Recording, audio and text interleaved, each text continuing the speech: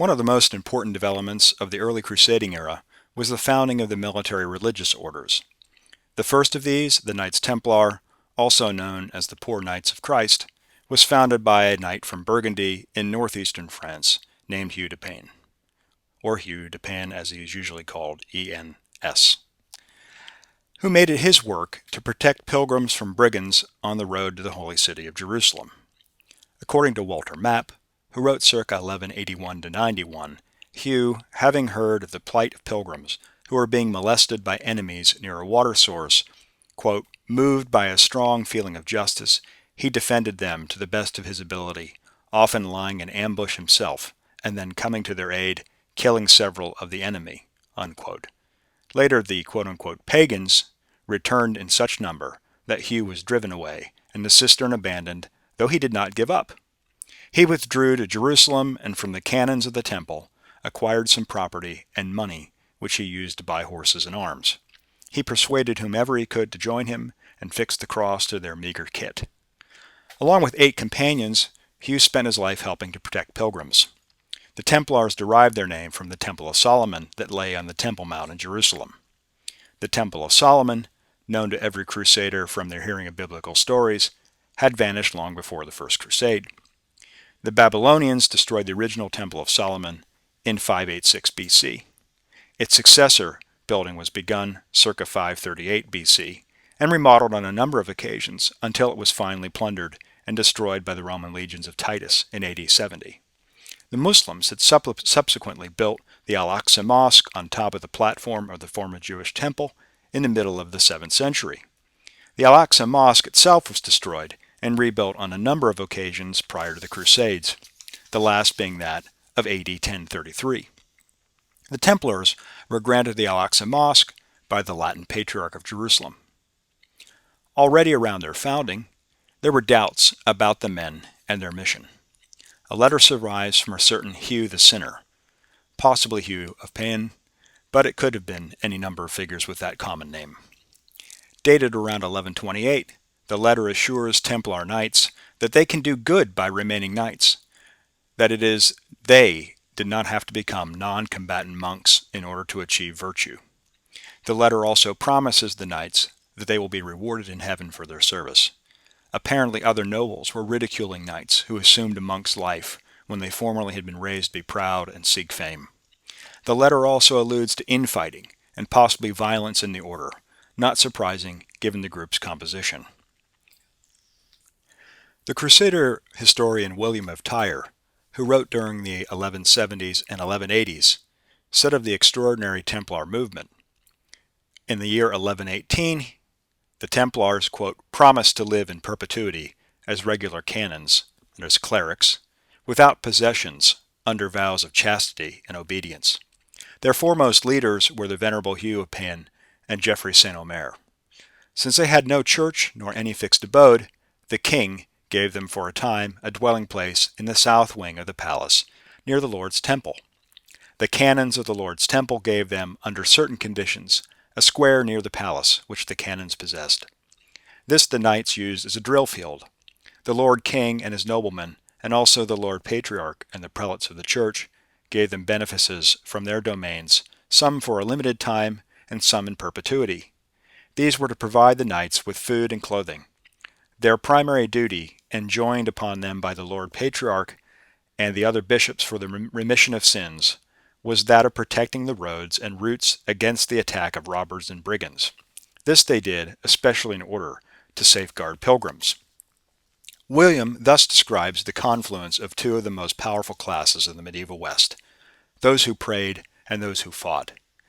These Knights of Christ, the Milites Christi, a term which covers all military crusading orders, were a novelty. With both the church and secular lords unified in their support, the new hybrid creature, the manticore or the fighting monk, the holy man who does not gain salvation by prayer but killing, was born. Since the time of Saint Benedict, who founded one of the first and most influential monastic orders in the West, monks had lived a life of ora et labora, work and prayer. The Cistercians, a monastic movement that aimed to reform the Benedictines, led by Robert the monk of Molesme, were famous for their work with axe and pick, in transforming the wild and untamed spaces of medieval Europe into productive landscapes abounding in crops and plenty. They revived the Benedictine ethic of work and prayer. Their most famous member, Saint Bernard of Clairvaux, took up the Templar cause. In 1128, Saint Bernard, the predominant cleric of his generation, wrote the Rule of the Templars and helped the group obtain papal approval. With that approval came explosive growth and subsequent influence and fame, or infamy if you prefer. According to William, for 9 years after their founding, the Knights wore secular clothing. They used such garments as the people, for their soul's salvation, gave them. In their 9th year, there was held in France at Troyes a council at which the Lord Archbishop of Rheims and Sens and their suffragans were present. This council, by command of the Lord Pope Honorius and the Lord Stephen, Patriarch of Jerusalem, established a rule for the knights and assigned them a white habit. William is referring here to the Council of Troyes, which opened on the 13th of January, 1128. Among its business, the council gave the Templars the Pope's seal of approval and condoned the way of life of the militant monk. In 1127, William and some companions traveled west to help raise awareness of the beleaguered conditions of the Crusader states and to raise money and men. At Troyes, he and his companion Hugh hit the jackpot. For the Templars, prayer was a vital component of their calling. But their work was not to be the hard manual labor of tilling fields or clearing brush. The Templar work was rather fighting. The departure from early Christian message of turning the other cheek and nonviolence, of the weak over the powerful, the first being last, could not have been more complete. The taming of bodily passions and the infusion of discipline that clerical orders under strict obedience to the monastic role created the perfect foundation for the ultimate warrior. According to the Syrian writer Michael the Syrian, who wrote in the 1190s, the Templars were not permitted to have personal possessions, whether it be a house, money, or whatever, nor can they be absent without the permission of the master, nor to sleep other than in their houses, nor to eat bread at the table of a common manner, nor, when ordered to go somewhere to die, to say, "I will not go." Michael further tells us that the Templars wore a simple white habit, that they were not allowed to undress when they slept, and that they abstained from wine except while on campaign. They ate a special diet, being allowed meat only on Sundays, Tuesdays, and Thursdays. According to the Templar rule, brothers were tonsured, like monks. They were forbidden flamboyant dress. Pointed shoes, they were told, were Arab dress and would not be tolerated. Gilded equipment was banned. Silver or gold spurs and bridles were banned. Everything the brothers made use of, whether arms, horses, or clothes, belonged to the order, and were at the strict command of the master, who could give it to anyone he wished. Members had no private life. Templars could not even write or receive letters without receiving permission from the master. Any letters that were to be sent or received could be read in the presence of the master. Michael continues, "Each worker keeps his own trade, as do those who work in the fields. In each town or village in which they have a house, there's a head and a steward, who fix the tasks that each person who happens to be there has to do. The master in chief of all things lives in Jerusalem. He gives orders to everyone and is never permitted to do anything personal. Of all grain, wine, etc. that is harvested or garnered, he distributes a tenth to the poor. Each time that bread is baked in one of their houses, 1 in 10 loaves is reserved for the needy. On days when the table is laid, and the brothers eat the bread, what is left is given to the needy. Twice a week, there is a special distribution of bread and wine for the needy." In the decades immediately after their founding, then, the Templars remained a religious order, very similar to the non-combatant monks that they emulated. However, the men laboring in the fields, or toiling as blacksmiths, or tradesmen within the Templar houses, would have been sergeants or feudal dependent peasants. The Templars were from the beginning highly stratified. Just as many monastic houses relied on men of noble birth to furnish the abbots who headed the monastery, the Grand Master of the Knights Templar was always a nobleman, though never one of the highest class in Europe. Only men from knightly families could become Templar knights. One's birth and training took precedence in ordering the temple. Knights wore white mantles with a red cross. They were the supreme warriors of the order, fighting as mounted knights, but like all knights, they were equally proficient at fighting on foot or on horseback, but were even more effective when mounted. Knights were permitted 3 horses. One of these would have been only for riding, and 2 for combat. Mercenary knights were hired for a fixed term to fill out the manpower of the temple. Templars were forbidden to use the bow or crossbow. These were deemed unmanly and left to mercenaries. Married knights were admitted as Templars, but they had to bequeath half of their wealth to the order and could not live with their comrades. The bulk of the fighters in the order were Templar sergeants. Sergeants, the majority of the fighting force, were were warriors of non-noble birth. Sergeants wore a black tunic with a red cross and a black or brown mantle. Sergeants fought on horseback as well as foot, and they differed little in their equipment from their knightly brothers. They did not squire. There was allowed 1 squire per knight. Squires were generally not members of the order. They were rather hired mercenaries or clients of the temple, and could be raised and discharged from service at will. Priests or chaplains were temporary associates of the order, being recruited and discharged as needed. Renowned for their dedication and fighting skills, the Templars, along with Hospitallers, were the best Frankish fighters in the Holy Land. Their bravery was legendary and bordered on suicidal, but their numbers made them too scant to decisively turn the advantage in favor of the Crusaders, while their recklessness sometimes cost them and their fellow Christians dearly. By 1128, following their endorsement by the papacy, the Templars already had a headquarters in Portugal, which shows their clear intent to fight the Muslims wherever they found them. In 1130, Raymond Berengar, Count of Barcelona, gave the Templars the border castle of Granada. In 1143, Raymond Berengar IV, his successor, ceded the Templars 5 major castles, in corded Corbins, still in the hands of the Moors, on the expectations that the Templars would take it. In Portugal, the Templars received the castle of Sur, which they had used as a base from which to recruit and increase their military capacity. The Templars' capabilities and the Portuguese king's desire to proceed in the Reconquista led to the granting of more castles and lands to the Templars. By 1145, the temple had created the office of proctor in Portugal, and they emplaced their first Grand Master in Iberia by 1156. By the end of the century, the Templars owned 20 castles in Portugal. This franchising of religiously sanctioned violence paid off handsomely. The Templars built the sublime stronghold of Tomar between 1160 and 70, and were joined by numerous others in the Iberian Peninsula: Miravet, Ponferrada, Peniscola, Marim, Pombal, Castelo Branco. These powerful bastions made the Templars not only feared adversaries of the Moors, Spanish and North African Muslims, as they were known in the West, but also gave them considerable clout within the Portuguese and Spanish realms. The presence of the military orders in Iberia cannot be exaggerated. They were at the spearhead of the Christian drive to the south, which was both prolonged and brutal. In 1130, Portugal was a brand new upstart kingdom formed from a county clinging to the lands around the Douro River. A century and a half later, the Kingdom of Portugal had seized the lands to the Atlantic and was poised to become one of the major powers of the early modern world.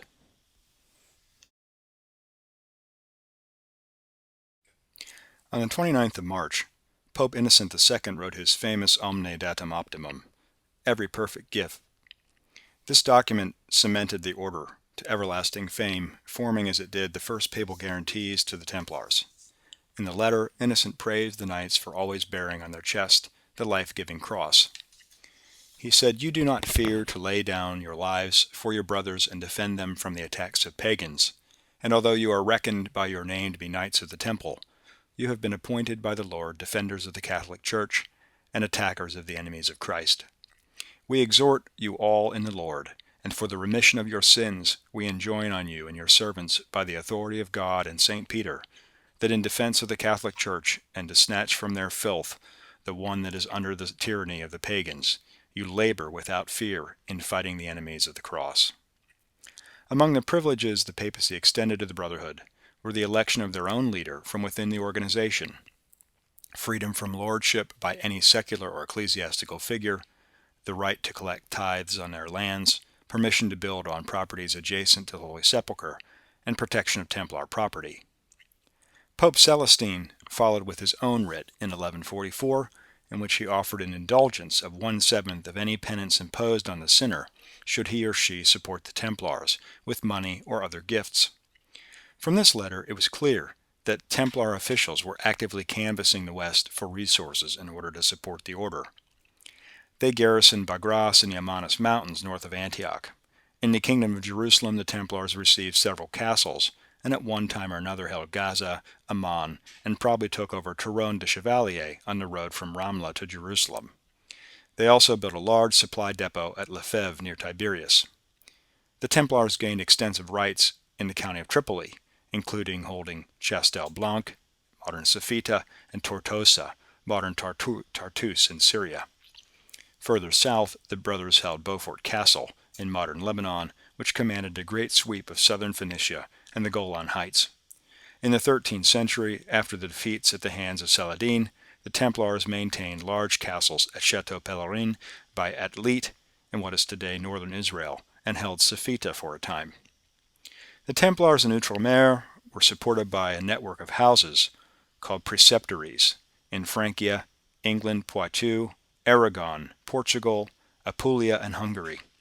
In the 13th century, the order established a presence in Cyprus, Aquitaine, Normandy, the Auvergne, Italy, Germany, and Poland. They were financial and administrative centers in London and Paris. There were smithies and horse studs, churches, and farms. The Templars even maintained its own fleet and supply network. By the 1160s, the Templars were a formidable force, with as many as 600 knights and 2,000 sergeants in Outremer, as the Franks called the Holy Land. But within a few decades, the Templars had already earned a reputation as troublemakers and free spirits. Around 1173, the Templars detained an Ismaili assassin diplomat returning home to ratify a treaty between the Kingdom of Jerusalem and the assassins against Nur ad-Din. The embassy, traveling under the personal protection of King Amalric of Jerusalem, was confronted near Sidon by a group of Templars who butchered the assassins, thus ending any hope of an alliance. The Templars were increasingly fractious and heavy-handed, participating in the internal strife that weakened Outremer and operating increasingly independent of the Kingdom of Jerusalem. However, defeats at the Battle of Jacob's Ford of August 1179 dealt a heavy blow to the order. Nonetheless, Master Gerard Riedfort, who became Master of the Temple in 1185, enhanced the reputation of the Knights of the Temple as berserkers and borderline suicides. Fra being short for the Latin frate, brother, Gerard was a bankrupt noble from Flanders. He joined the order because of a failed deal with Raymond III, Count of Tripoli, in which Raymond had promised the heiress of the town of Bétrun, in what today is North Lebanon. Gerard strutted around with a retinue of bodyguards and personal attendants and differed not at all in his conduct from any secular prince in Outremer. Fra Gerard was instrumental in the crowning of King Guy, whom one modern historian aptly characterized as, quote, a brainless adventurer gifted with good looks, unquote. The interference of the poor Knights of Christ in the affairs of the kingdom was grating and overbearing to the other princes. In May 1187, after the infamous Renaud de Chatillon had broken the truce with Saladin, forces from the Kingdom of Jerusalem intercepted a raiding force of 7,000 Muslim cavalry as they rampaged. The Crusader force consisted of 150 knights and about 400 infantry. Besides the Templar Knights were a contingent of Hospitaller Knights, including the Master and Marshal of that order. Fra Gerard, the Hospitaller Grand Master, is said to have taunted the Hospitaller Marshal, "Vous aimez trop cette teste blonde," meaning, "You're too fond of that blonde head of yours." Outnumbered more than 10 to 1, suicidal odds, Fra Gerard and his Templar Knights charged. A contemporary Muslim historian recorded how even the blackest hair of the Muslim fighters went white as they beheld the Frankish horsemen bearing down on them. But the battle, predictably, was a cataclysm for the Franks. Of the 150 knights and foot, only 3 Templars survived, all badly wounded. One of them was the mad Fra Gerard, who would later push King Guy to attack Saladin at Hattin against the advice of Gerard's detested rival, Count Raymond of Tripoli. The battles at Jacob's Ford, Cresson, and Hattin gutted the order. After the fall of Jerusalem, questions arose in the West about the viability of maintaining a force in the East as costly as the military orders, when they proved incapable of halting the advance of Islam. Following the fall of Outremer in 1291, the Templars relocated their headquarters to Cyprus. With their fleet, the Templars continued to attack the Syrian and Egyptian coasts and briefly regained a scrap of territory along the Syrian coast at Tortosa, but the garrison there was wiped out in 1302. No one could predict how spectacular would be the fall of these Knights of Christ, however. On 13th of October, 1307, the Templars in France were swept up by the officials of King Philip IV of France, allegedly on behalf of William of Paris, papal inquisitor in France. Under torture, the last master of the order, James of Molay, confessed to a host of crimes, including idolatry, the denial of Christ, and homosexuality. Pope Clement V, who had been taken by surprise, intervened quickly to take control of the proceedings. On the 22nd of November, the Pope ordered the arrest of all Templars in the name of the papacy. A defense was quickly organized, and the tide began to turn in the Templars' favor. A papal inquest began in 1308, sought to investigate the order as a whole and to decide on the fate of the individual Templars accused of crimes. As the Knights appeared to be gaining sympathy and momentum, King Philip and his men resorted to intimidation and murder, burning to death several of the Knights of the order and preventing the two defense lawyers from appearing before the papal commission. By slow degrees, King Philip's diplomacy and intimidation won out. The Pope conceded in the dissolution of the Knights Templar. The order's properties were gradually unwound over the next 40 years, until nothing of them remained. As for the individual Templars, few were alive by the time the entire affair of the dissolution of their order was completed. In recent times, people have found it hard to understand the precipitous demise of the Knights Templar. The undying interest in the order and the possibility of its survival underground has spawned a huge fantasy following. As Malcolm Barber, the most prominent Templar historian of our day, states, quote, "For many, Templarism is more real than the known history of the order in the 12th and 13th centuries." Unquote.